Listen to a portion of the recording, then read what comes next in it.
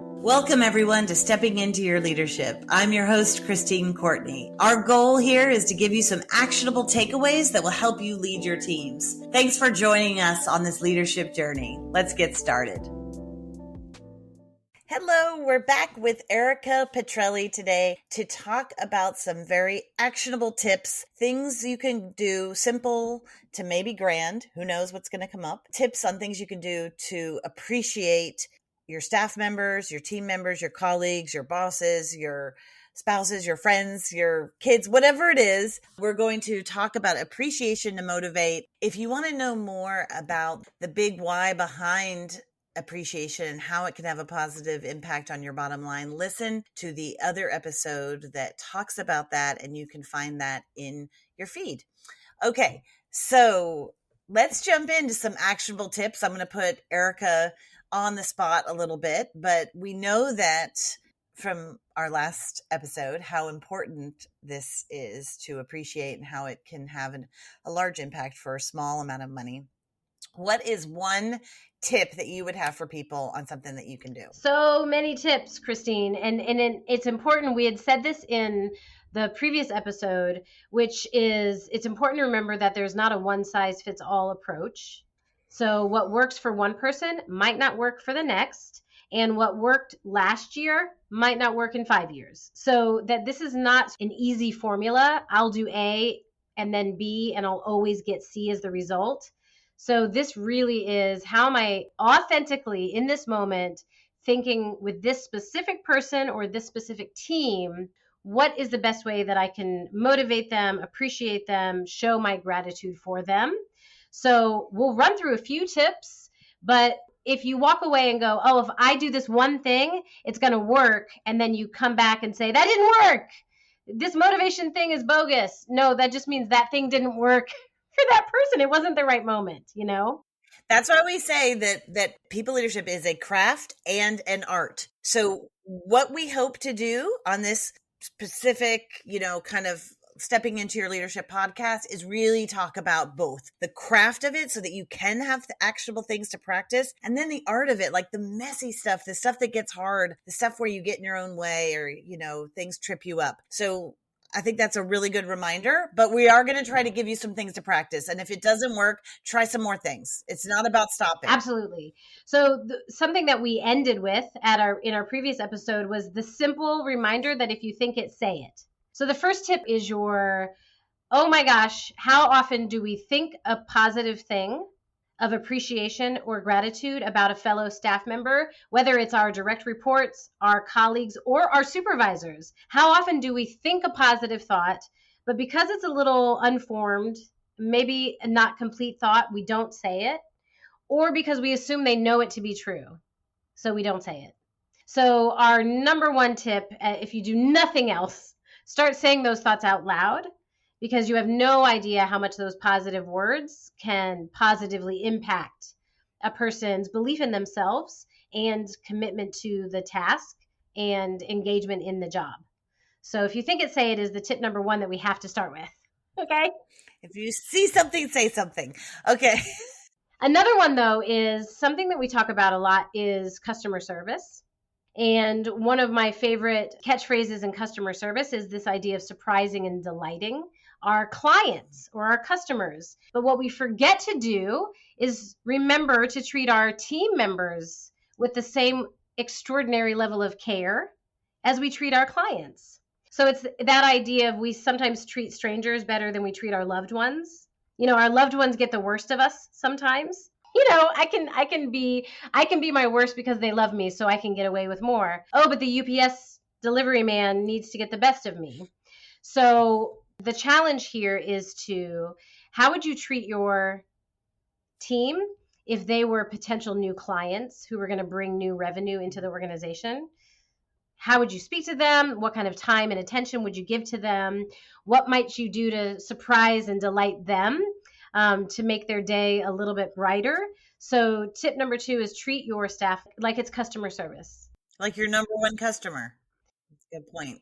I've got one on that too. So one of my tips, and we talk about this a lot, it may come up in other episodes, but we talk about this in some of our workshops with people, and it's amazing how it can have a transformational effect on teams, is what we call the employee operational manual. So imagine like when my washing machine goes on the fritz and it shows like E1, E1, E1 blinking, and I'm like, what? And then I have to like, well, all the young people out there are like, easy, you just go on YouTube, right? And look up what E1 on a Samsung means or whatever. But what I have to do is search through or what I think I have to do is search through for my old washing machine operation manual, user manual, and then look up, oh, what's E1? Okay, try this. And inevitably, it usually works if it's not too broken. And so what we worked with was creating something where our employees fill out just a quick little form, and we say we do this for everybody, and you, whatever you don't want to answer, you leave blank or whatever, but it's going to be shared. And it has questions like, how do you like to be appreciated? What's your relationship to deadlines? When you're under stress, what is helpful to you? We also ask, your leadership role model, because we're a leadership development company and that's interesting to us, right? But you can ask all sorts of questions.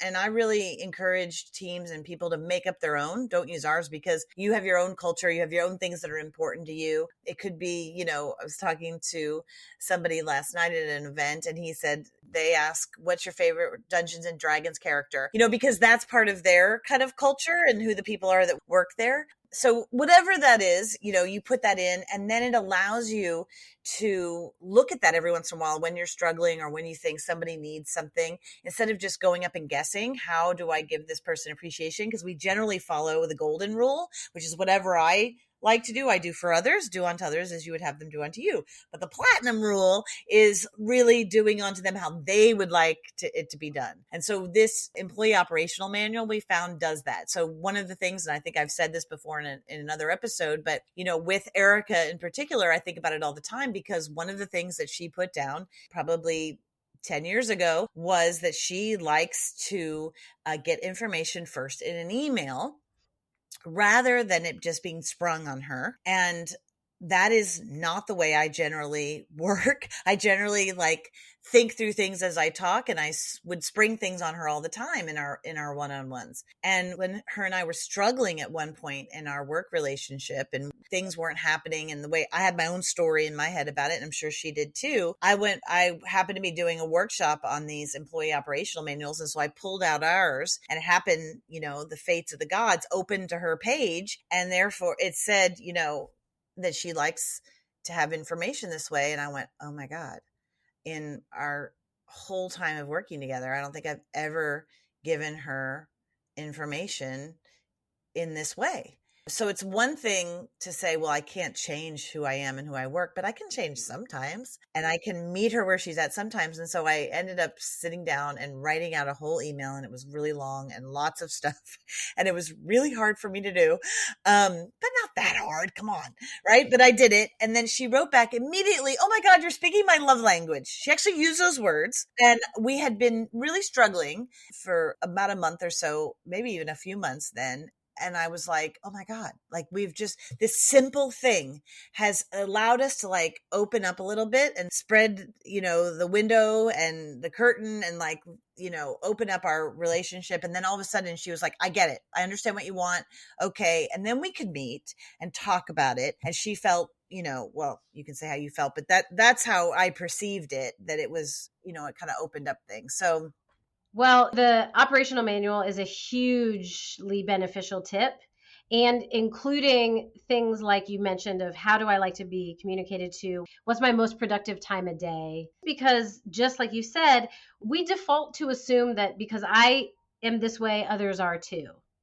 Because I like this, others do too. So even helpful to have on those user manuals are, what's your favorite dessert? What's your favorite morning pick-me-up drink? What kind of books or podcasts do you listen to or read?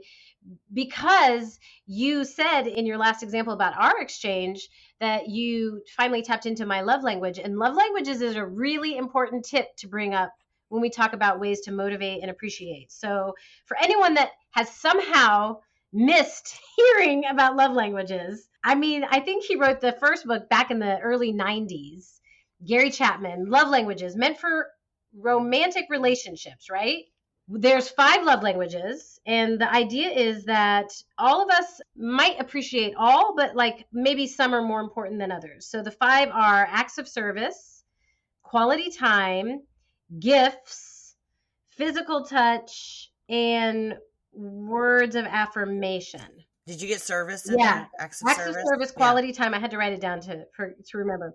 Acts of service, quality time, words of affirmation, receiving gifts, and physical touch. So Gary Chapman wrote this like, in your romantic relationship, if you understand that your partner really needs words of affirmation and you don't care about ever saying honey, sweetheart, then there's going to be a problem. And so why don't you tune in to what they want? And then it took until the early 2000s for him to partner up with a psychologist and write the very obvious next book, which is Love Languages in the Workplace. Because it's the same. I mean, the actual act of service or physical touch or words of affirmation might look different depending on the type of relationship you have. It's still a relationship truth that what makes me feel seen and loved may or may not be the same. I'm sure that physical touch in the workplace is different. Caution. Yeah. I just make sure that is not what we're talking about here. Having said that, like I might need you to like physically pat me on the shoulder. If I'm a physical touch person, to have my coworker or boss pat me on the shoulder, but that comes with a big red box of warning, consent, ask first, you know. I made that mistake early in my career, honestly, Christine, with one of our part-time staff members. I'm a hugger. I'm a very effusive person. And I bounded up to them one day at the start of a staff meeting and like launched in for a hug. And I did not know him personally. But in my mind, up until that moment, I was like, well, who doesn't love a hello hug? Well, he did not like a hello hug. And it was really clear in that moment to say, and he, talk about great effective communication, was like, Erika, one thing that is very important to me is that I'm not much of a hugger for people that I don't have, you know, very specific relationships with. So I'm more of a handshake guy in the workplace. That was a great boundary setting moment. So in a good example of love languages, if mine is hugs for all, that doesn't mean hugs for all is what everyone's is, but love languages. Because so similarly, we think sometimes we fall short in our motivation. We actually backfire. We don't fall short, we backfire when we offer motivation in the way that motivates us only.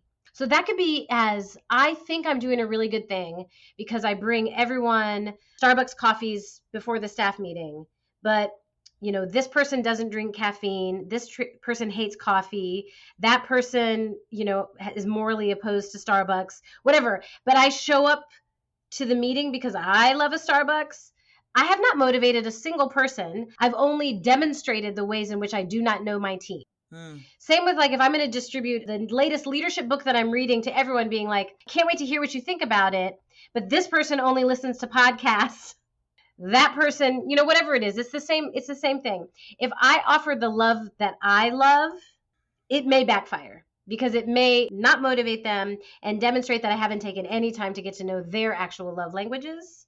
Some people out there are listening to this going, oh, great, I'm not doing anything then. Right? So don't think that. I feel that defense come up sometimes too of like, oh my God, if it has to be this, you know, researched, I can't possibly do it. I'm too busy. So just know that this is just one of the tips and there's many, and we will put our one example of our employee operational manual in the liner notes so you can get it on our website if you want to take a look at it, but really make it your own is what she's saying. If you don't need to do it, we'll get on to the next tip and you can try one of these other things. And right? And it can be daunting. And again, with this, it can be like if your first thing goes wrong, you're going to be like, throw your hands up and say, why do I even bother? I thought this was a waste of my time anyway. But the message is, if I even try to turn my attention towards this person or towards this team, if I even try for 1 minute to think, what might they want or what might motivate them, as opposed to just putting up an employee of the month poster and calling it motivation.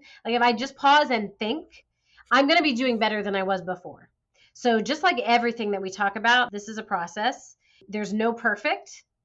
There's just continual effort and intentional try. All right. What's your next try? Well, so the next try is one thing that we do at Leadership that I really appreciate that I think is a good tip for motivation is, especially if you're listening and you are the boss, to remember that appreciation goes in all directions, that it's not only on you to appreciate your staff.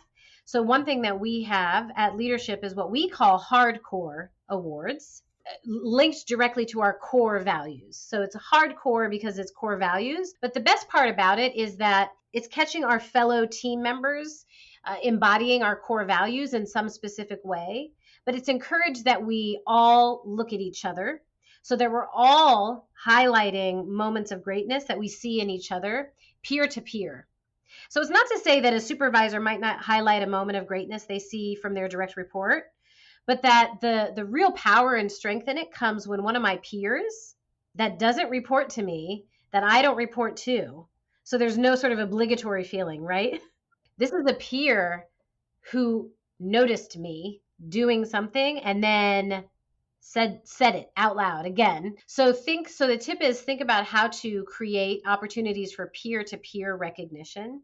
Whether it's in staff meetings, we call them hardcore, but in your staff meetings, it just might be shout outs of greatness. You can call it whatever you want, but an opportunity for colleagues to recognize colleagues out loud is really important.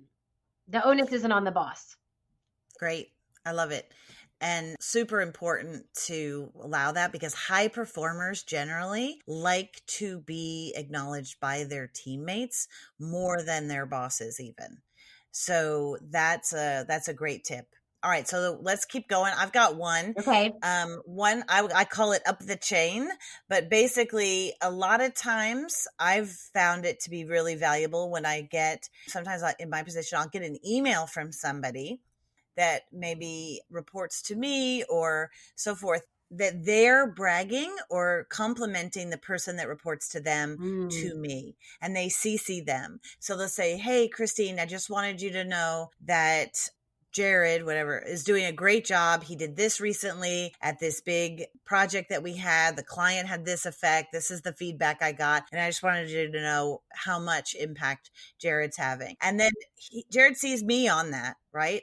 So someone is then being an advocate for him all the way up. And that seems to have a really positive effect all over in that organization. You see that your boss is standing up for you, speaking out for you, that I can now, when I see Jared, who I may not have any relationship with or any way that our jobs interact, now when I see him, I'm like, hey, what a great email. Like, good job, buddy. You know what I mean? Whatever it is, he now knows, like, oh, what I'm doing is not in a vacuum, that nobody sees, that it can go up the ladder.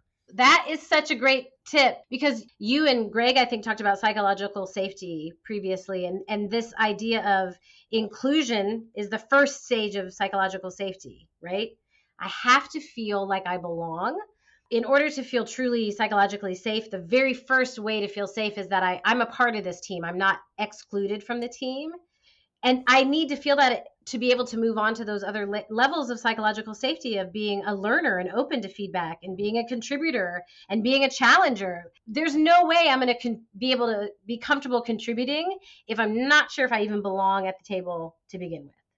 Great. So your example of like that is a public way to say you are a part of this team. And we all see it, even if we don't see it directly. So great. Yeah, I love it. Similarly, there's another one that I've seen done at our organization and others. It's the same kind of idea that the boss, it's not all on the boss. So people that are in leadership roles oftentimes take on a burden of responsibility that is unnecessary, and also in some ways misses out on the chance to highlight other people's voices, and in this case, other people's leadership. So this idea of rotating leadership roles in staff meetings, for example, rotating leadership roles in trainings, so that the CEO or the project manager doesn't feel like, oh, we've got another full team meeting, so therefore I have to do all the work to lead the meeting, to set the agenda, to push the thing forward. Something that is a great display of respect, which is an act of motivation, is to rotate that leadership position so that different members at different levels in the organization can take turns setting that agenda, running that meeting. So giving those spaces that are relatively low stakes and safe for people to step into their leadership is a really outstanding way to motivate and show your appreciation for their voice in the room. Yeah, even if it starts with a small piece of it, Yeah. right? Doesn't have to be the whole agenda. It can be a small piece of it. Great. Another one I have is send something home. So if you want to write a card to the person, instead of leaving it on their desk, look up their home address and send it home for two reasons. One is that it's a surprise. So the point of Erika saying surprise and delight your staff, right? So first of all, they're just not used to getting, where no one's used to getting mail anymore, Yes. right? So if you hand wrote something and you put it in the mail, that's one is a surprise in itself, that it's not a bill or a flyer or something, right? So you get this thing at home, but also whoever lives with them at home most likely sees it. So then you have the girlfriend or the boyfriend, the spouse or the roommate see it and go, what was that? Right. And then they know, like, oh, my boss sent me this, thank you. And so now you get to share that with that person at home that you love. And then they get to hear about you. And then that adds to the gratitude, that adds to the appreciation, that adds to the love. So it takes a little bit more effort, but I know somebody who taught me this said, have a stack of note cards on your desk and some stamps at the ready. And you can even pre-address them for the year. So you can go through and just pre-address them so that you have one for everybody, not the card, but the envelope. And then you go through and go, okay, I'm going to do one each Friday or whatever. And then you just write one. And it's the last thing you do at the end of the day, and go through and go, who can I sincerely write something specific about, and put it in the mail. And then you'll also know by the ones you have left who you haven't done it for, right? So they're sitting there for you. So you have to come up with ways, because we're so busy. It's not like we don't do these things because we don't want to. Sometimes we're so busy. So you have to come up with some tricks, some little tips to make it easier on yourself to do that. And people don't have to know that you do that. And even if they do, they don't care. It's still Nice to get the mail. It's still nice, right? So send something home if you can. What's one more? Well, hang on. We can't leave this one yet because it's so funny. So literally just this morning, I was trying to hunt down the home address of one of our fellow staff members because they have something upcoming and I want to send a little something, but I don't want to ask them directly for their address. And over the years, it's changed and shifted. So, but I asked a person that I thought might have a current address, and that staff member was just baffled. First, they just sent me a list of our staff, and I was like, no, I need addresses. And they were like, wait, home address? Yes, I'm trying to do this nice thing. It is so rare, to your point, that we collide the worlds in this way, to say, I want to honor you and I want anyone around to know that I honor you. The other thing, this is just that's so curious. The stack of pre-addressed envelopes, if there's one that you just can't seem to send, that's a whole nother podcast conversation, or maybe go back and listen to the difficult conversations one or an effective communication one, because there's clues in what are the ones that are easy to send and what are the ones that you have to work a little harder, and what's going on there. It's like a little nugget of something is going on here, and maybe I can dig into what that is, that why this is the last card standing. So anyway, great. That's deeper than it seems, that tip, you know? Yes. Well, when you said the sending card home, one thing, I hate the phrase work-life balance because it's so dismissive to me of both. It implies that your work is not a part of your life. You referenced this earlier. It implies that somehow work is the thing that you do outside of your life, which is very disrespectful of you at work, because your work is a huge part of your life. I mean, how many hours do we spend in our lifetime at work? So this idea of full life balance as opposed to work-life balance, meaning if we look at what are oftentimes categorized as priority pies or life wheels, there's a lot of different segments in our life wheel. Work is one of the segments, but it's a part of many other segments of our lives that are valuable to us and make up the tapestry of our lives. So when we think about how can we appreciate each other at work, in the workspace, it's appreciating and honoring the full wheel of life. So that can show up in a lot of different ways. One way that it can show up is if you know that you have a person who's a parent who has a child in an after-school sporting event that's important to them, to know that that's not the time to schedule a staff meeting, because for them to be able to go to their child's sporting event, if you can help it. Now, there are certain things in certain industries that are outside of our control in terms of when things are scheduled or when deadlines happen. But sometimes we schedule thoughtlessly because we're just not thinking of the full picture, the full wheel in people's lives. So what I can do to appreciate my staff is, to the best of my ability, know some of the other cogs in their wheel and be respectful around those things where I can. Sounds like another good question for our employee operational manual. Now that you say that. Yeah, good one. Yeah, what are the other priorities in your life? What are the other hobbies that you have? Maybe somebody has a gym that they have a class that they like to attend that's at X time, every Tuesday. If I know that, I'm going to try to honor that time. That's really important to them, because the things that we do outside of the time we spend at work, if we're robust and we're balanced in those things, we show up better at work. So if I'm your boss and I'm not honoring or allowing space for any of those other things outside of the work time, I'm actually making you a less effective employee for me, as opposed to honoring the time to go to the gym, to go to the family reunion, to get to your kids' soccer game, whatever it might be. Again, I know we don't live in idyllic utopia where there's time for all the things, but a lot of times we don't tend to those things, and we could very easily with some scheduling adjustments and such. All right, my last tip is how you end a meeting. So if you have a meeting with folks, try doing this where you, at the very end of the meeting, just share one gratitude. And it oftentimes will probably be, look, guys, it's been a tough year. Lord knows you've heard me say this. It's been a tough year, but I couldn't be more grateful for working with each one of you, because it makes showing up here every day worth it. And it drives me to keep performing and problem solving and figuring out how to get over our next hurdle.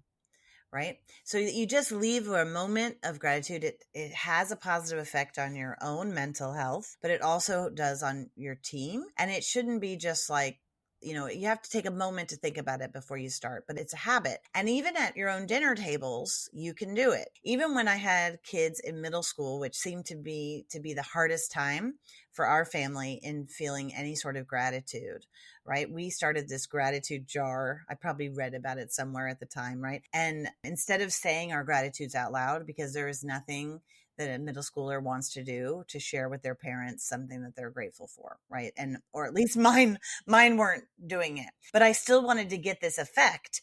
And so you can do this in your meetings too, or at your own dinner table. Is we have this jar that shut and no one really went in it, and you have this slips of paper each that were next to it with a pen, and you just had to write down one thing you were grateful for, fold it up and put it in that jar. And then I told them that at the end of the year we'd read some of those.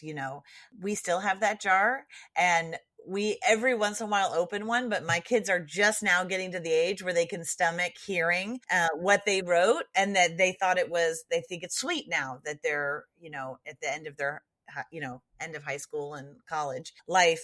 But when at the time, they at least writing it down on that piece of paper made them feel something. So you could even have your folks do that if it's really tough times, or you feel like maybe they're in a place where they can't be that vulnerable. Just writing it down and putting it away, and then some other day reading those out when it is comfortable could be valuable. Beautiful. That's a perfect final tip. Because again, when we talk about motivation and appreciation, it's authentically seeing and speaking out loud what we see and value in each other. And so having that as a practice at the end of your meetings is a beautiful way to continue that connectivity in your team. That costs nothing.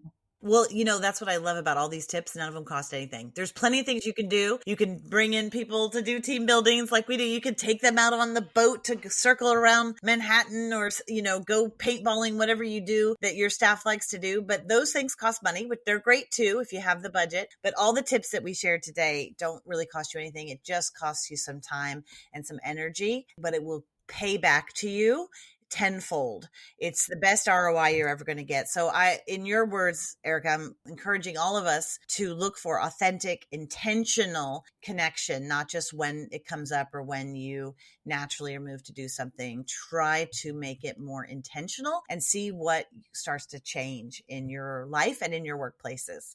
So thank you, Erika, for joining us today. And we'll, I'm sure, have you back here again very soon for another important topic on stepping into your leadership. I want to thank everybody for listening, for being here. And if you're interested in this topic and you want some more ideas, we have a motivating your staff toolkit that Erika has worked very hard on over the years. That's an amazing resource. We give to all of our managers. We probably need to do it again, but somewhere along the line we have. Anyway, there's a motivating your staff toolkit that you can download if you want. So check out the description in the episode. It will have all of the links down there for you in the liner notes to check out. So look for that. And if you have any thoughts or questions or ideas for us, please send them back. And maybe we'll put them on a future episode where we delve into this, because really this topic of gratitude and appreciation is deep, and there are so many ideas and so many tips that we haven't even got to yet. And you guys out there will have many more for us. So we look forward to learning from you as well. Thank you. Thanks everybody for listening. I'd like to give a special shout out to our podcast producer, Richard Francisco. Check out our notes for any details. And if you get anything out of this, please follow us. And if you enjoy it, please take a moment to rate us or write a comment. It will mean the world to us. We'd love to hear from you. And if you just can't get enough, follow me on TikTok and check out tlpnyc.com/podcast for more information.